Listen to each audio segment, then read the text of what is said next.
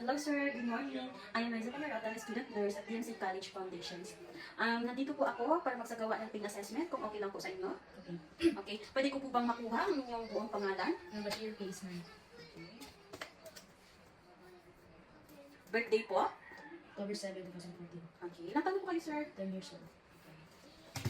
So, before we start the procedures, always perform the hand hygiene. And also provide a privacy for the patient.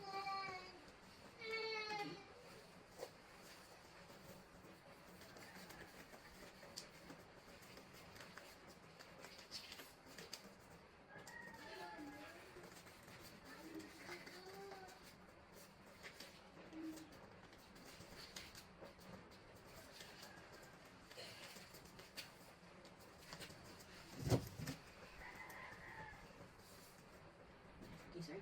Ngayon po, sir, tatanungin ko lang kayo tungkol sa nararamdaman yung sakit o kirot para matulungan namin malaman kung paano ito masan. So, I will start the procedure using the PQ or SD pain assessment.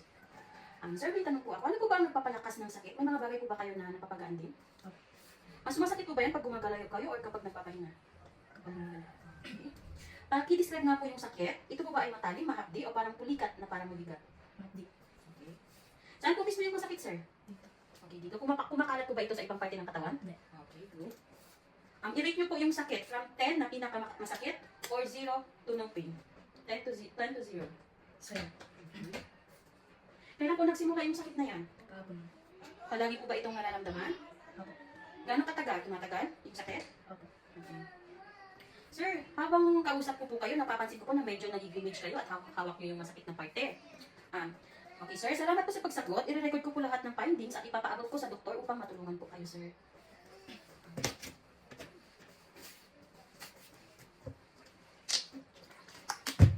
Sir, kung may katanungan po kayo, magpunta lang po kayo sa nurse reception. Okay? Salamat, sir.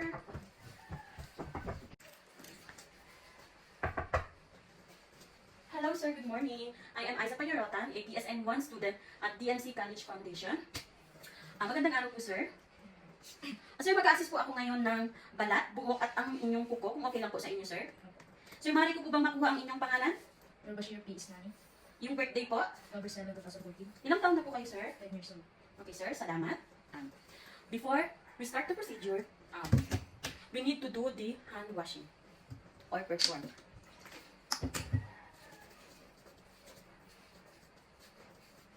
And also, we must provide privacy for the patient. And then, wear a clean gloves.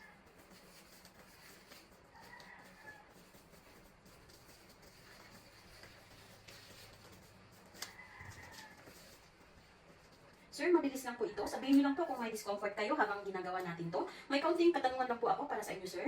Sir, may problema po ba kayo sa balat? Wala. Good. Katulad ng pangangati or pantal, allergy o sugat? Wala. Good. May history po ba kayo ng skin conditions like eczema or psoriasis? Wala po.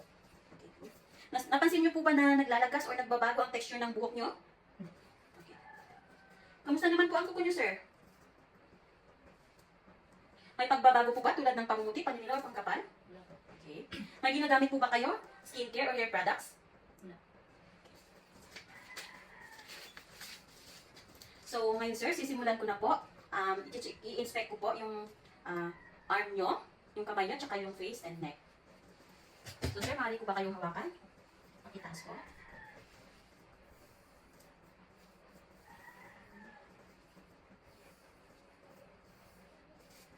Okay sir, good.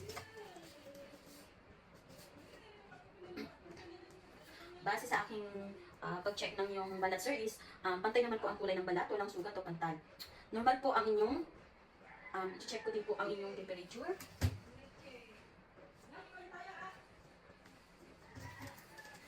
Normal naman po ang inyong temperature, hindi malamig or mainit, medyo smooth din ang texture.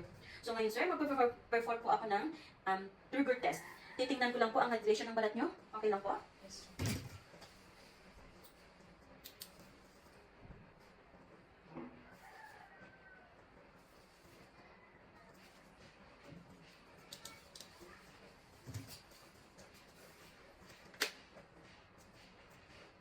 Okay po, mabilis naman po bumalik ang balat.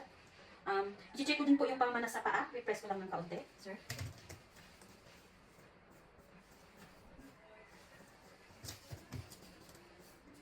Wala pong edema.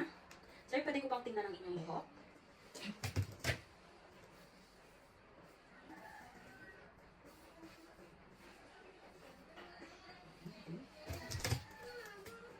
Wala naman pong balakubak or sugat sa ano. Ang buhok niyo po ay normal at makapal, medyo dry at pantay lang ang buhok. Pantay ang buhok. Ngayon sir, ang huli natin i-check ay ang inyong buhok. Titingnan ko lang po ang kuko ninyo. Kabila po. Pantay naman po ang kulay ng kuko. Walang mayroong naga. Normally po ang hugis ng kuko. Pipindutin ko lang po sa left. Okay. Okay naman po, umalik naman po siya within 3 seconds naman po ang circulations. Sir, ngayon, natapos na po natin ang inyong assessment. Salamat po sa inyong kooperasyon. Komportable pa rin po ba kayo? Okay. Ipapasa ko na po kayo sa ating attending physicians para sa diagnose ng ating doktor. Salamat, sir.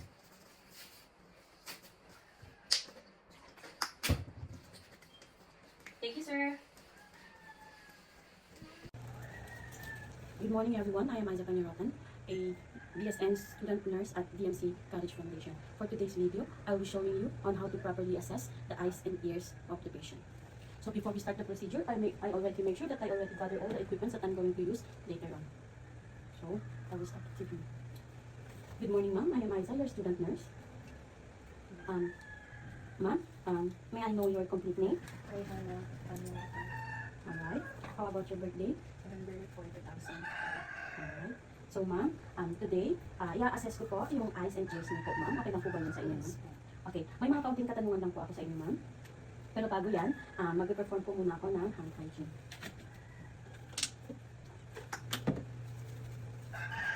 And always provide a privacy for the patient.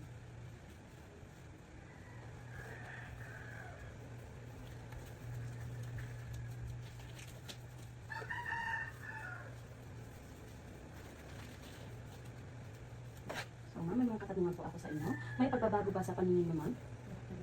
Nakita ka ba ng spots or floaters? O about po, blind spots o parang bilog na ilaw? Okay. Nahihirapan ka bang makita sa gabi? Okay. May double vision ka ba, ma'am? Masakit ba or pressure sa mata, ma'am? Namumula or namamagaba ang mata? May labis na luha or lumalabas na likido? Okay. Ma'am, tanong ko lang po, nagkaroon ka na ba ng eye problems tulad ng surgery, gamot, or laser corrective lenses? So far, wala naman. Okay, good to hear. How about po sa family history niyo? May kamag-anak po ba kayo na may eye disease or nawalan ng paningin? Good to hear. So ma'am, sa ano naman ma'am, lifestyle and health practices, na-expose ka ba sa alikabok, usok, chemical, or flying sparks? Gumagamit po ba kayo ng safety glasses or sunglasses? Okay. Umiinom ka ba ng gamot na pwedeng makaka-apekto sa mata? Okay. Naapektuhan ba ng paningin mo ang trabaho or daily activities mo, ma'am? Kailan po yung last eye exam mo? First, Okay. Gumagamit ka po ba ng salamin or contact lens sa pang-araw-araw? Okay. So ma'am, okay lang po ba kung i-assess ko po yung mata nyo? Tingin sa taas. Okay. Normal naman po yung kulay at itsura ng mata.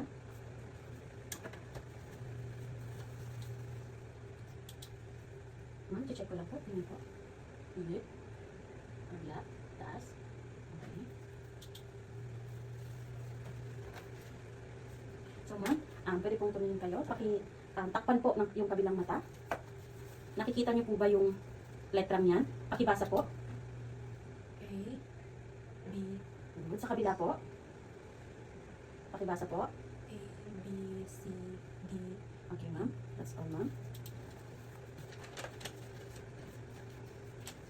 So, after po ng eye assessment, susunod po yung tenga. So, sunod naman po yung pag-assess natin sa inyong tenga. Okay lang po ba?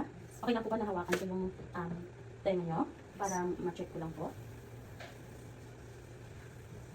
Okay, sa kabila po. Okay. May problema po ba kayo sa pandinig? Wala naman. Okay, good. May naririnig po ba kayong ringing or ugong? Okay. May ear pain or pangangati or discharge na lumalabas po sa tenga nyo, ma'am? Minsan po. Meron, okay.